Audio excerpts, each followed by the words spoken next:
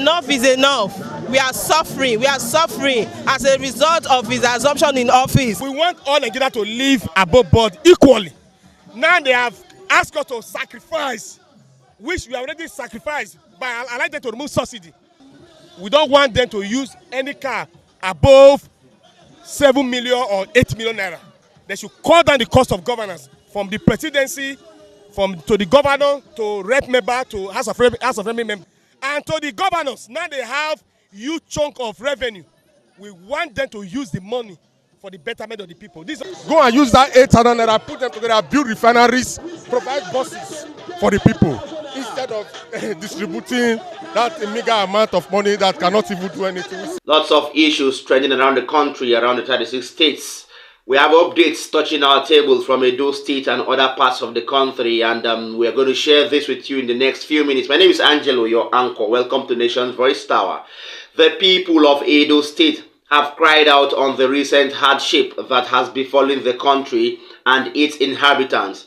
To that effect, the people have staged a protest, a peaceful one at that, to ask for a reduction in the cost of governance, and they have also asked that the presidency should desist from plans to pay 120 families or 120 million families a sum of 8,000 naira each as a form of palliative to serve as a sort of succor to the new hike in fuel pump price. These people are bitterly crying, and they have asked the presidency to desist from all hard policies or all policies that are influencing hardship in the country.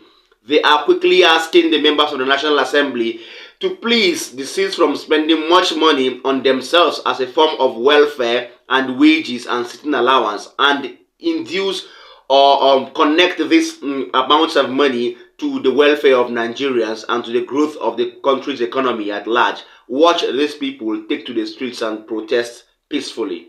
Enough is enough. We are suffering. We are suffering as a result of his assumption in office. We said not to hike the price of fuel. We don't agree. This country is shocking us and we are dying.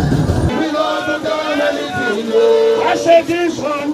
I said gentlemen all day. This one. Gentlemen all day. We want all Nigerians to live above board equally. Now they have asked us to sacrifice, which we already sacrificed, but I like them to remove subsidy. We don't want them to use any car above 7 million or 8 million naira. They should cut down the cost of governance from the presidency, to the governor, to rep member, to House of Assembly member, and to the governors. Now they have huge chunk of revenue. We want them to use the money for the betterment of the people. This is not the time for them to marry many wives and take their girlfriend to Dubai. We want more money to trickle down to the people and allocate 110 billion for bulletproof cars, each member with 100 million worth of cars. In a country where people are suffering, we are hungry. Reduce the cost of governance, and fix Nigeria. Go and use that 8,000 naira, put them together, build refineries, provide buses for the people, instead of distributing that meager amount of money that cannot even do anything. We say no, we reject that 8,000 naira. We are here because we cannot breathe. Government should remove his leg from the neck of the poor. If we suffer, let's suffer together. You won't give us 8,000 naira on a monthly basis, but you want to use 110 billion naira and 70 billion naira to buy cars for those who are already earning millions of naira.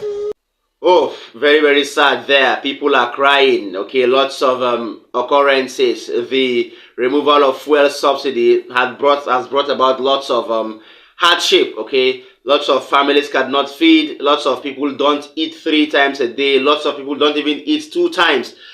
High cost of living, high cost of transportation, and so on and so forth.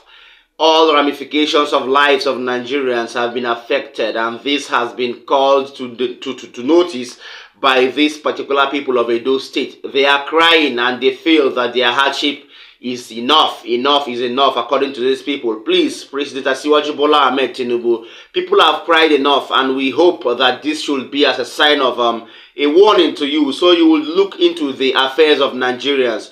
Stop accrediting large sums of money to National Assembly legislators who are already rich and handsomely wealthy. Please channel all these amounts of money to the welfare of Nigerians and the economy of Nigeria, because this is what is the utmost importance to the occurrence in the country right now. It's going to bring about democratic balancing and political stability in the country. Thank you for that audience there. Now, secondly, this is so sad. I feel so sad doing this update right now, but I have to.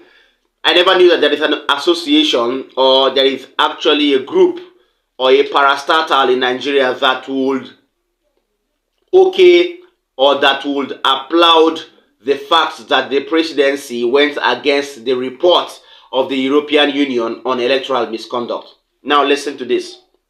The Inter-Party Advisory Council, IPAC, has defended the Independent and National Electoral Commission, INEC, over the report of the European Union and the Election Observer Nation on the issue of electoral misconduct and malpractice. The EU gave a very good report, of which we all Nigerians were witnesses to, and what happened during the February 25th elections. Now, a certain association or group has come out to say the EU have given a very wrong report and have backed the presidency and have backed INEC. Really, who does that? Okay, let me allow you watch this video where the group Inter-Party Advisory Council called for a press conference to debunk and to go against and condemn the report of the European Election Observer Nation. Watch this. More details when I come back. On the 27th June 2023, the European Union Election Observer Mission to the 23 general election in Nigeria presented its report to the public. The full report, which is already in the public domain, has understandably become the subject of intense public interest. While IPAC welcomed the report and promised to look into its actionable recommendations, the presidency has criticized the report for presenting a distorted narrative of the election based on what it called a desk job.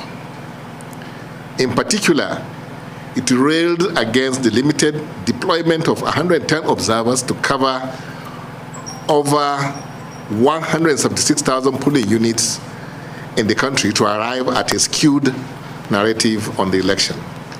However, the presidential candidates of the People's Democratic Party and the Labour Party commended the EU EOM report as reflecting the true state of affairs regarding the 2023 general election. Several other observer groups and eminent Nigerians have also expressed divergent views and opinions about the report. As the umbrella body of the 19 registered political parties in Nigeria that a team participated in the elections, and as the most critical stakeholders in democratic space in Nigeria, the Inter-Party Advisory Council, IPAC, has carried out a dispassionate review of the EU EOM report and listened to the views expressed by all stakeholders in the Nigerian democratic process. IPAC is aware that the practice of inviting national and international observers to our elections is a veritable means of consolidating Nigeria's democratic process and has become a recurring feature of our electoral process since the restoration of democracy in Nigeria in 1999 after prolonged military rule. We observe that in the 2023 general election, the EU EOM deployed 51 non-resident observers to Nigeria for a period of 3 months, from 11th January to 11th April 2023, to observe the election from the preparatory activities to the conduct of polls and the announcement of results. While IPAC does not interrogate the credibility of elections in any of the EU member states, nor question their electoral outcomes, the EU EOM has over the years developed the practice of making pronouncements bordering on Nigeria's domestic affairs without due consideration of the country's independence and sovereignty. This raises the question of their role and neutrality under the Declaration of Principles for international election observers and why they should continue to pretend our elections. Is it that we cannot conduct a free, fair, and credible election in our country by ourselves? All right, that is all said and done there. Before I go further, I would urge our viewers, both old and new, like our videos, share them to people around you and people outside Nigeria and people outside your home. Don't also forget to drop a comment for us in the comment section. And then I would always urge you to, please don't forget to tap the notification bell. You know what will happen if you tap the notification bell? You're going to be among the first set of people to have our updates anytime we drop new videos. Don't you like that? Please tap the notification bell to do that. Then finally, like this video, because when you like it, YouTube makes it go viral. Thank you so much for that audience there. Now, finally, it has come to our notice that we are now building different militants in this country to support the president. Is that supposed to be right? Is a president supposed to have the support of militants? Are militants even supposed to be in existence in a country like this? This is sad. This has brought questions into the fact that you are allowing, or we've allowed non-stage actors to come into play into our political system. In regards to that, Asari Dokubo, former militant, has allegedly assembled thugs and militants for the support of President Asiwaju Bola Ahmed Tinubu. Non-stage actors have been brought into play once again into Nigerian politics, and this is not right. Why will militants gather threatening thunder and brimstone in respect or in support of the president? This is so bad. If you want to support the president, support him without ammunition, support him without arms, support him without guns and what have you, please, because this is a peaceful country. If another group had done this, it will have been a different story right now. Yes, I am very, very sure about that. If another group had done this, I think all of them will have been in cell right now. I use this opportunity to call on the Chief of Defense Staff and Chief of Army Staff, Major General Taufeeq Lagbaja, to go into this case and look at the issue and in this video, because we can't have people with guns dressed in black. We are not little children, okay? We know what it means when we see people dressed in black holding guns, threatening thunder and brimstone. All right, so we can't have a country where impunity is the cause of the day. Please, without much ado, I would let you watch a brief cutaway and listen to the much given analysis by Ruben Abati in the Arise News Studios. And most importantly, Hosseini Rufai gave a very, very concurrent view to this whole thing, because by the time we begin to build thugs like this, I don't think we'll be able to hold them when things go so. Please watch this video. Ex-Niger Delta militant leader Asari Dokubo over the weekend, in a brazen show of support, unveiled a group of militants working for President Bola Ahmed Tinubu. Well, Dokubo, while addressing the militants on parade in a video that has now gone viral, one that anybody that misbehaves or seeks Tinubu's downfall will be smashed.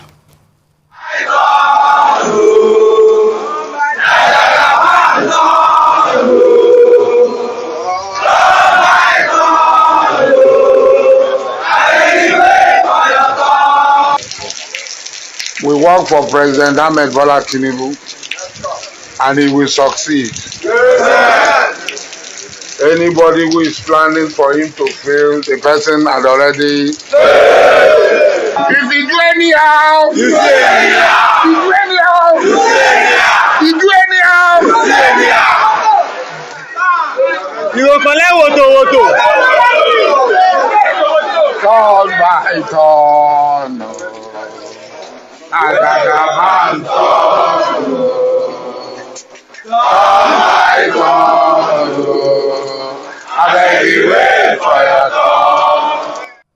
All right. What has Nigeria become? Turn by turn. Nigeria turn by turn. I beg you, wait for your turn. Wait for your turn, Dr. Bati. This is. You see how interesting Nigeria is? A situation whereby the president of Nigeria has the support of militants. Okay, and you ask yourself the question: how would one individual be able to put together a group of about 300? Yes. And I can mobilize. Well, I don't see them doing anything violent, but they are expressing loyalty, solidarity for President Tinubu. One of those curious things about our society, about the role of non-state actors within the polity. Well, you may say maybe this is during the political season, and these are supporters of President Tinubu, but you see, no, it wasn't during the political season. This is a recent I'm trying to give them the benefit of the doubt. No, this was a video that was released after he came out of the Hajj. The president came back from the Hajj. So it wasn't political season. And these are non-state actors. And I don't know how they this couldn't do anything evil. He put a gun in this one's hand. What about the guns he was brandishing before? Let's call it spade a spade. If we want the truth in this country. No, the president of Nigeria being supported and defended by militants, it's curious. It's very curious, Dr. Bati. The optics is not very good. No. Because the president of Nigeria has the whole army. He's, after all, commander-in-chief of the armed forces. So that's what makes it curious. Yeah. And a lot of people will be worried that why will anybody have almost a personal army of over 300 militants? But those are the questions, Dr. Bati. They are very valid questions. Rufai, I wish we had time. I mean, what work in what capacity? Let's be very careful. Are we fast building another Haiti, other Papa Doc Duvalier with the Tonton Makut? Is that the question? You see, these Frankensteins we're building everywhere with non-state actors. I'll give you a little history lesson, unfortunately, because of time. We don't have time. America started with this, with the Soviet Union funding the Mujahideen through Charlie Wilson. Right. There's a movie out there for it called Charlie Wilson's War. You can see now how the same people America funded turn again. Let's be careful. All right, well. Yes, you've heard it there. They are shouting war songs. They are shouting threatening songs. Okay, this is Nigeria. We are not little children. We have been here before, haven't we? We have been here before, so we can't have issues like this coming up in other forms. We have lots of people in the southeast that erupted from a particular sect that are trying to be held now or calmed down. We have people in the north central and northeast that erupted some time ago during election periods and have failed to cut down their bloodlust. Now we are having militants coming again from the south to support the president, threatening thunder and brimstone seriously. So who does that? Please, I again call on Major General Taofeeq Lagbaja, the Chief of Army Staff, to look into this. We have seen you order the clampdown of IPOB members in Southeast. We have seen you order a new form of operation in the Northeast and in the North Central, in places like Plateau State and so on. So why won't you do this? Because we don't have, is it because they are with the president? Please, we don't want security threatening issues that will come up in our nation right now in a very, very bad time where we're trying to settle for a sort of stable governance and stable democratic system. Thank you so much for staying with us. I hope we really enjoyed our time together. I would urge you to please keep faith with Nations Voice Tower. See you next time. Bye.